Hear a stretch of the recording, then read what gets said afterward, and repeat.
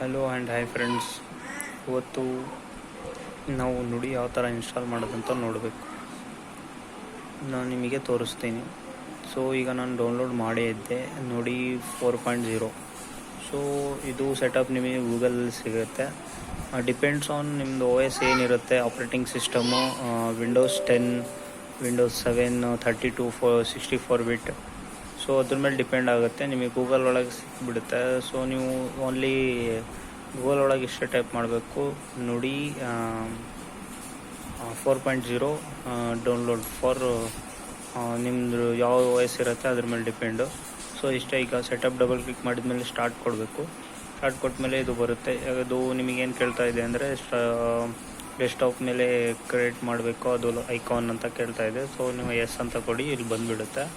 So ಇನ್ನೊಂದು ಬಂದುಬಿಟ್ಟು ನಿಮಗೆ ಲ್ಯಾಪ್ಟಾಪ್ ರೀಸ್ಟಾರ್ಟ್ ಆಗುತ್ತಲ್ಲ, ಆವಾಗ ಆಟೋಮೆಟಿಕ್ಲಿ ನಿಮಗೆ ನುಡಿ ರೆಡಿಯಾಗಿ ಬರುತ್ತೆ, ಲಾಂಚ್ ಆಗುತ್ತೆ. ಸೊ ಅದಕ್ಕೆ ಕೇಳ್ತಾ ಇದೆ.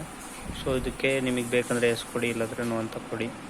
ಸೊ ಇವೆಲ್ಲ ಇನ್ಸ್ಟಾಲ್ ಆಗ್ತಾಯಿದೆ, ಪ್ರೋಸೆಸ್ ನಡೀತಾ ಇದೆ. ಸೊ ಇದಾದಮೇಲೆ ಎಲ್ಲ ಫೌಂಡ್ಸು, ಆಮೇಲೆ ಅದ್ರ ಬ್ಯಾಕಪ್ ಫೈಲ್ಸ್ ಎಲ್ಲ ಬರುತ್ತೆ, ಫೋಲ್ಡರಲ್ಲಿರುತ್ತೆ, ಕ್ಯಾನ್ಸಲ್ ಮಾಡಿ. ಸೊ ಇದನ್ನು ಕ್ಯಾನ್ಸಲ್ ಮಾಡಿ. ಸೊ ಇಲ್ಲಿ ರೀಸ್ಟಾರ್ಟ್ ಕೊಟ್ಬಿಡಿ. ಸೊ ನಿಮ್ದೀಗ ಇನ್ಸ್ಟಾಲ್ ಆಗಿದೆ. ರೀಸ್ಟಾರ್ಟ್ ಆದಮೇಲೆ ಕಂಪ್ಲೀಟ್ ಇನ್ಸ್ಟಾಲೇಷನ್ ಮುಗಿಯುತ್ತೆ. ಸೊ ಇಷ್ಟೇ ಇದೆ ನೋಡಿ 4.0 ಇನ್ಸ್ಟಾಲ್ ಮಾಡೋದು. ಸೊ ನೀವು ಹಾಗೆ ಇನ್ಸ್ಟಾಲ್ ಮಾಡ್ಕೋಬೋದು. ಸೊ ಗೂಗಲ್ ಒಳಗೆ ನೀವು ಡೌನ್ಲೋಡ್ ಮಾಡ್ಕೋಬೋದು.